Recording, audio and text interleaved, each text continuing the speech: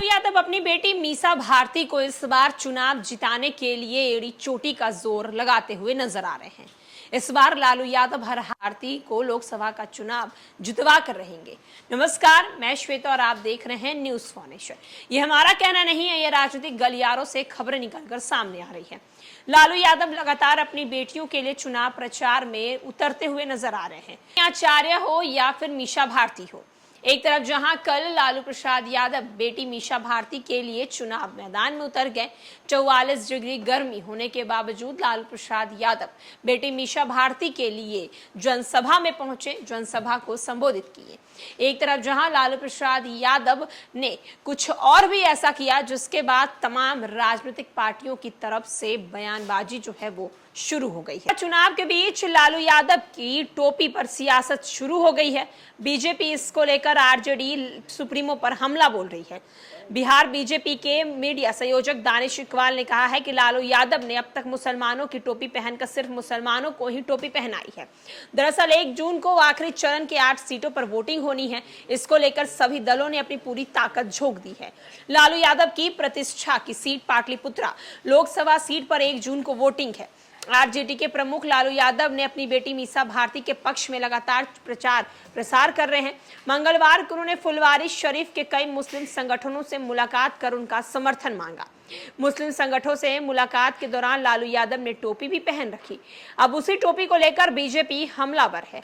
Bihar BJP के media संयोजक दानिश इकबाल ने लालू यादव पर हमला करते हुए कहा कि मुस्लिम समुदाय को धोखा देना का आरोप लगाया।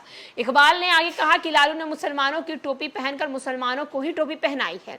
उन्होंने अपने पूरे करियर में मुसलमानों को मूर्ख बनाया है। इकबाल आगे कहते हैं कि जब भी लालू यादव और उनकी पार्टी को जब भी सरकार में रहने का मौका मिला है, तब किसी मुस्लिम को उप मुख्यमंत्री नहीं बनाया है। उन्होंने यह भी दावा किया है कि लालू ने कभी भी मुसलमानों को महत्वपूर्ण विभाग नहीं सौंपा है। संसदीय क्षेत्र में इमारतें शरिया और निकाहे मुजाबिन में लालू यादव की हालिया यात्रा का जिक्र करते हुए इकबाल ने आरोप लगाया है।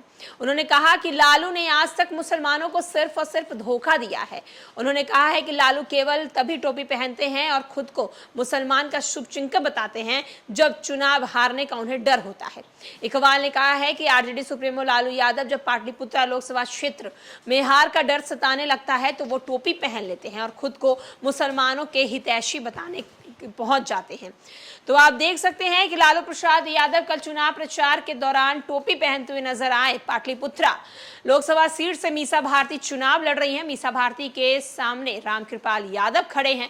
एक तरफ जहां रामकृपाल यादव एनडीए के प्रत्याशी हैं तो मीसा भारती इंडिया अलायंस की तरफ से आए हैं।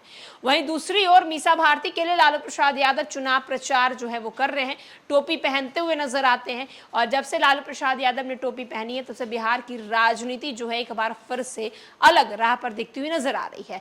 मुसलमान समुदाय का कहना है, खास करके दानिश इकबाल का कहना है कि लालू यादव टोपी तभी पहनते हैं जब उन्हें पता होता है कि वो हारने वाले हैं।